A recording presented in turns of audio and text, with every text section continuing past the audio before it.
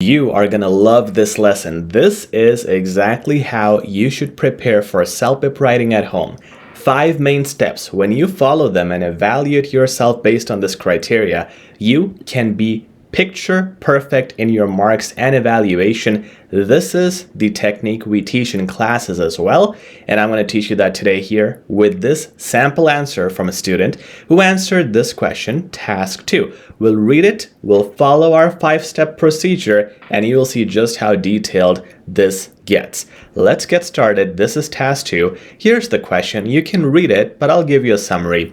It's online versus print news survey. Which channel should we have, online or print? So your option A is we should stop producing the print version, so just keep the online. Or option B, keep producing both print and online, which means paper and online. Okay, first of all, this is, you can call it a bonus tip or just an extra tip. I don't want to include it in the top 5 because it's not a major thing. It's just obvious. You want to count the words, first of all. So here we see 190 words, which is very good. We want to target around 180 to 190 words, so that's good. But then if I just skim over it, look at this one. Thank you for giving me a chance to provide input on this issue. It's a very unneeded and unnecessary sentence. I could just eliminate this and it gives me more words that I could put somewhere here. And on a glance, I can tell there should have been more words here in body 1. Bodies are usually supposed to be longer and with more explanation. Here I see intro and body, they're really close, so I could have added more words here. So that's one note for you, but it's not even our first tip. The first tip right here, and this is gonna increase marks drastically once we fix this, and this is for you to check your task response. This, among other things, grammar, vocab, and everything, this is the mistake that causes the most loss of marks. And in this writing, this thing is going to cost this student at least 3 to 4 points. Let me show you why. It's so important. So when you're at home, check the question again after you have written everything and make sure you are aligned. So let's see if we are aligned. The student starts by saying, personally, I believe it is important to continue producing both the print and online versions. Okay, both. So that is option B, the student is selecting. Okay, look at the next sentence. Even though online versions have dominated today's society, I still prefer or believe print versions should be kept. Okay, so you are kind of repeating the same opinion, right? It's already mentioned. You don't need to say it again. So we shouldn't have said that again. And this is a problem, again, wasting words.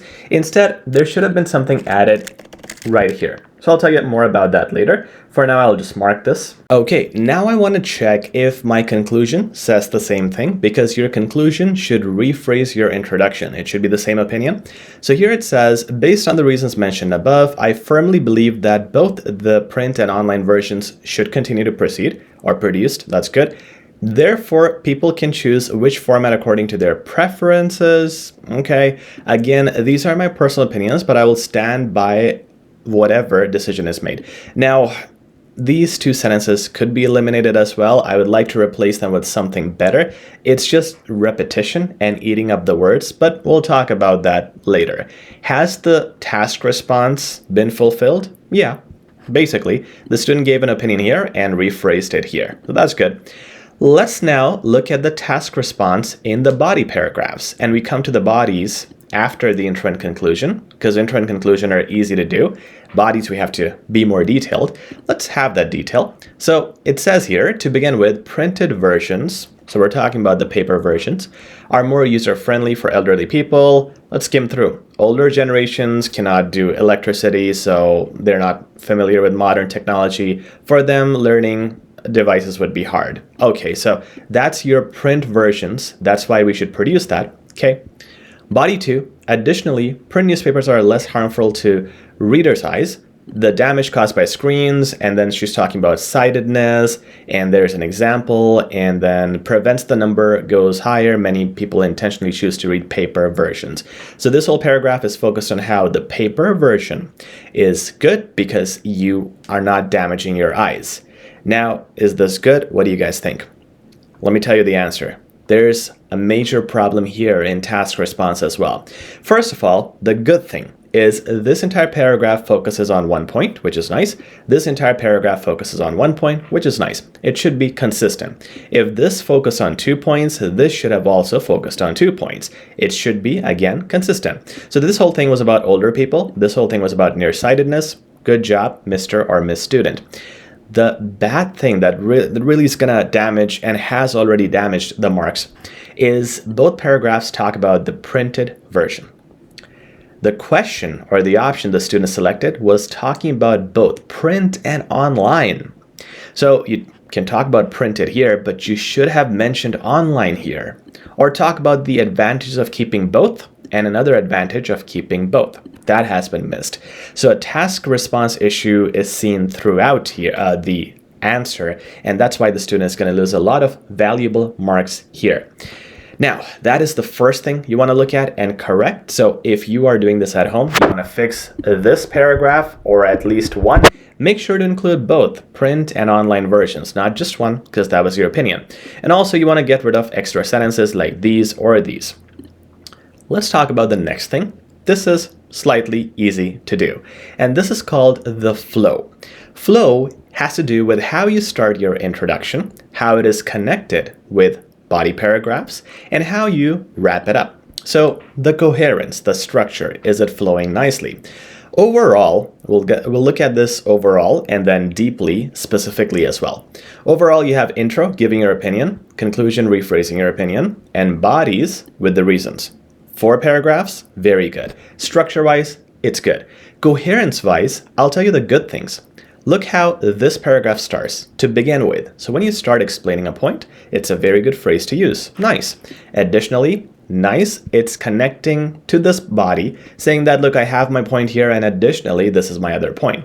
The other thing is, to begin with is a phrase, right? 3 words. Additionally is 1 word. So you're also showing your range of vocabulary, not just using the same connectors.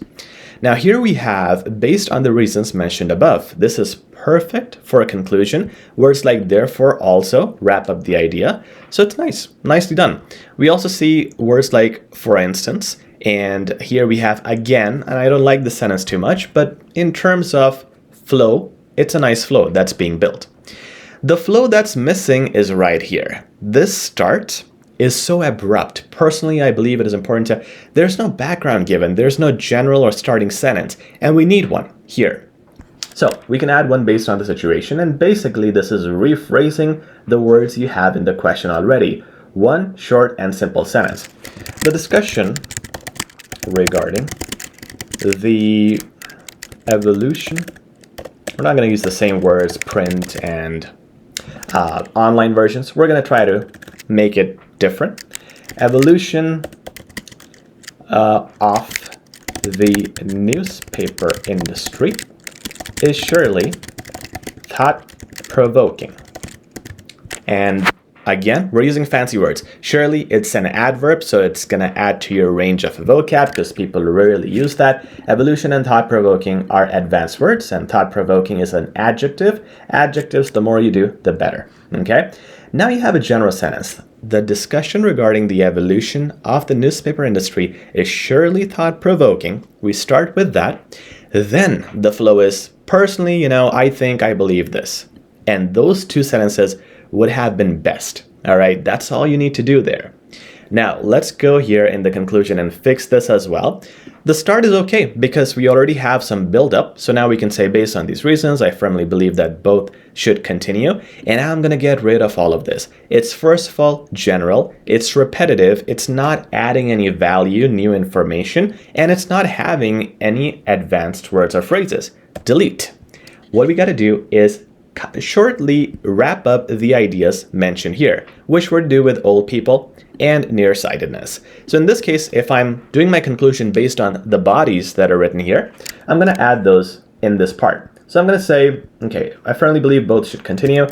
This will ensure the benefit of multiple age groups, as well as produce, or let's make it fancy, right? We want to always try to add fancy words, and that's one of the tips coming up later.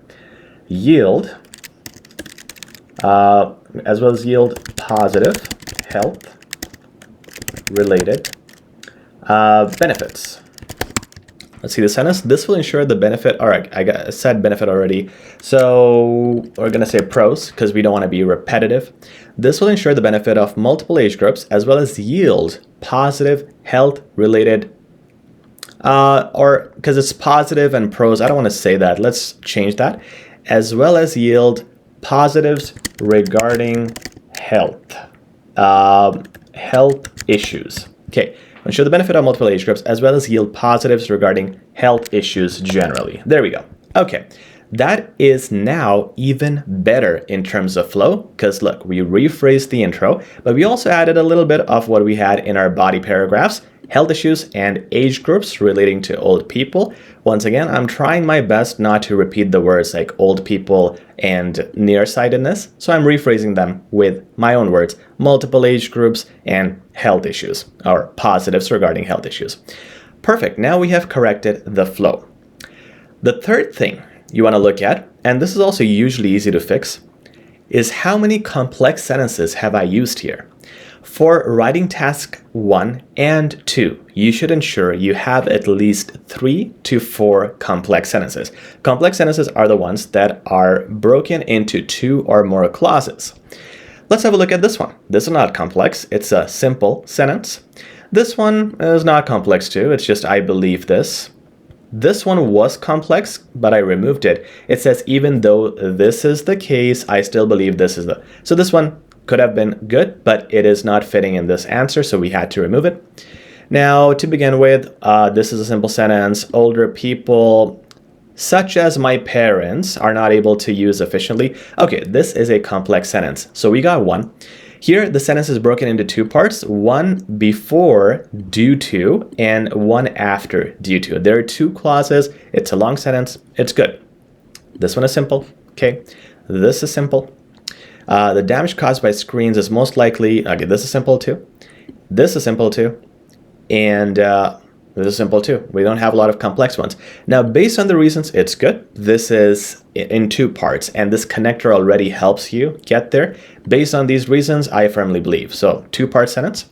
This will ensure the benefit of, okay, so this is a simple sentence. We got 2 complex sentences. We just need 1 more. You should have 3 to 4. So if I can get at least 1 more, I'll be happy with that. Now, I know exactly where I have to put one because this example is something I don't like at all, and examiners don't like these examples too. First of all, this looks made up. Look, the percentage of nearsighted individuals in China are more than 50%.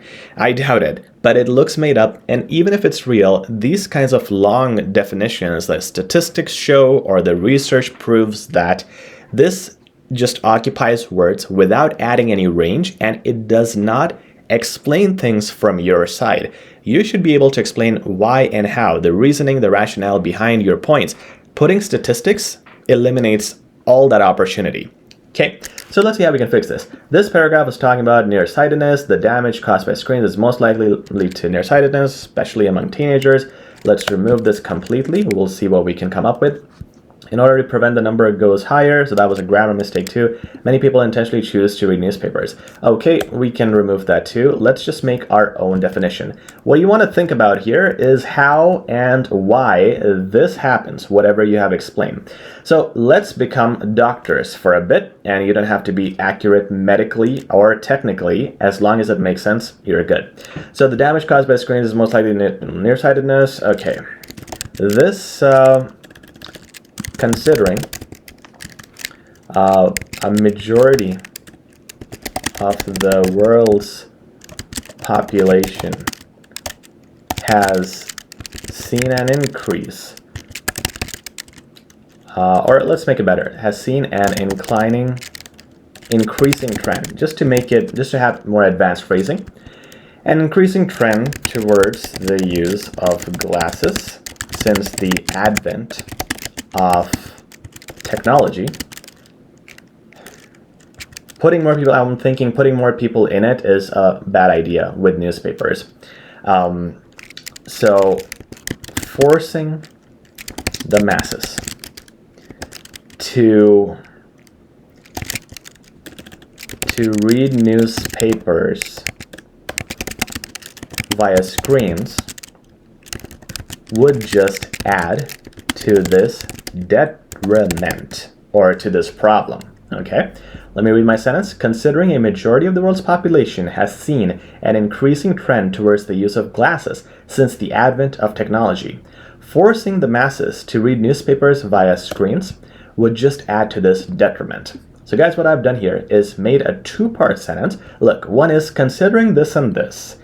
This is the problem. So now I have two clauses. This is a complex sentence. It's also using good advanced words, so I'm pretty happy with that. And this is explaining the why and how. I'm telling you why this has been happening and what is the detriment, what's the problem with this.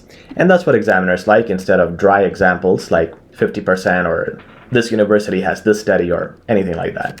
Now, in this case, I'm going to check my words. There's lots of changes that I did. So if I have too many words, I'm going to stop here. If I have room for more words, I could add something like therefore. Now, why I'm adding this is because there's no concluding sentence in body one. So if I do one here, it shows my range of phrasing and expressions. It shows my grammatical range. It also helps me reach a good amount of words. It helps me complete my idea better because I have another sentence to further talk about what I'm saying.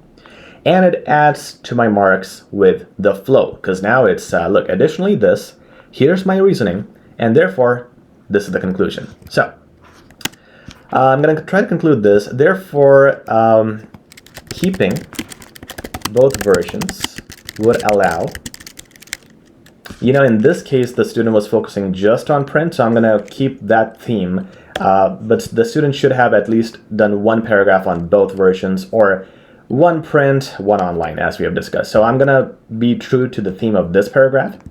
Keeping the print version alive will simply lead to ideal health conditions. I don't want to say ideal health conditions for eyes. That it's not too related to health. It's not like your heart or kidney. To the ideal, I don't want to say ideal. Let's change it. Keeping the print version alive will simply lead to the avoidance, prevention of eye-related issues. I think I could say optical issues, but I'm not sure if that works. So if I'm not sure in the exam, I'm not gonna take that risk. So therefore, keeping the print version alive will simply lead to the prevention of eye-related issues and diseases, just to make it a more complete sentence, a more definitive ending. Okay, there we go. All right, so now we have corrected this problem of kind of task response, kind of flow, but at this point we were looking at the complex sentence fix, and we have fixed it right now. Perfect. Now we're going to look at our second last thing. This is the fourth tip. We're now once again going to look at everything, and we are going to eliminate any grammar mistakes. All right, let's check out what the student wrote. I'm not going to look at my additions because I already looked at them. So the student said here, personally, I believe it is important to continue producing both the print and online versions for several reasons. Good, no grammar mistake. And by the way, you guys can pause it, try to find it out before I do. Okay, that's a good practice generally. To begin with, printed versions are more user-friendly for elderly people. Fine. Older generations, such as my parents, put that in between commas because that is a separate clause. It's an extra piece of information.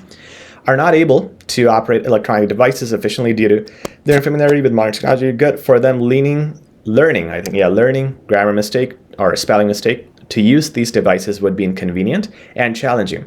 Guys, this is a spelling mistake, and good thing you have spell check in CELPIP. But it's not going to point out this mistake, because if she removed the R, the word is leaning, which is correct. Spelling-wise, it's correct, but it's not fitting the tone, the sentence. It should be learning, right? So don't rely on spell check to correct every flaw you make, okay? Additionally, print newspapers are less harmful to readers' eyes. The damage caused by screens is most likely to lead to nearsightedness, especially among teenagers. You just got to put a comma here because it's a very long sentence, and this is an extra piece of information. Okay, based on the reasons mentioned above, I firmly believe that both the print and online versions should continue to be produced. Okay, cool. That's it. Grammar check is done. Usually people have more grammar mistakes than this student, so make sure you look at it based on your writing. You can also use tools like Grammarly, and you can use HZad Education. Email us your writing. We do free feedback, absolutely free. Okay. Now, the fifth and final thing is for you to do a last check on the places where you could have done better vocabulary. Now you can see from my sentences, we already have really good vocabulary. Let's see and dissect the students' sentences and see where we could fix them. Personally, I believe that it is important, so we could always say imperative, to continue producing both versions for several reasons. You could say for a plethora of reasons, which means many reasons. To begin with, print versions are more user-friendly for elderly people. You could say more convenient. Always use unique, advanced wordings. Older generations, such as my parents, are not able to operate electronic devices efficiently. Efficiently, you can simply say proficiently. Due to their unfamiliarity, I like that word, with modern technology, for them, learning to use these devices would be inconvenient and challenging. You could say cumbersome. You could say troubling and cumbersome. Yeah, troubling and cumbersome. More advanced, more unique. For them, learning to use these devices, can we say something else? Instead of learning to use these devices, which would be more advanced, I want to try to change the phrase. It looks a little basic. Getting accustomed to these devices, and I could say gadgets, to be more advanced, okay? So you can change phrases and words, both. Whatever can be made advanced, make it advanced. Print newspapers are less harmful. Detrimental, go detrimental. And detrimental and harmful are the same things. Readers' eyes, the damage caused by screens is most likely. I like that. Most likely is a good phrase. Whenever you guys can use it, because it is advanced. It's an adverb too. Lead to is good too. It's like culminate in. It's nice. Especially nice among teenagers. Yeah, all that is good. Based on the reasons mentioned above, I firmly believe, good word firmly, it's an adverb, believe that both the versions should continue to be produced. I mean, should be in production, same thing, should continue to be produced, should be more widespread. If I say widespread, does it fit the theme though? Like if it's online, it's not, the spread is less, we're not talking about that. Should continue in production, should continue, I think it's okay. I don't think there's a major improvement we can make here. And then we have an advanced sentence later on, so that wraps it up nicely. Okay, that's it. Those were some vocabulary improvements I could suggest. You see how easy it is to just look at that and say, instead of this, I'm going to put this. Instead of this, I'm going to put this. And that drastically improves your marks. So guys, what did we learn today? We learned 5 things. I had them written down. Task response, flow, grammar, vocab, and complex sentences. Make sure to review all your writings at home this way. This ensures no mistakes made and marks gained by the time you finish checking all of this. I hope this video helped out, and if you want more detailed lessons like this, you'll see 10 times more detail in our CELPIP 15-hour self-paced course. Guaranteed improvement or your money back. Check it out in the description. We'll talk soon. Take care.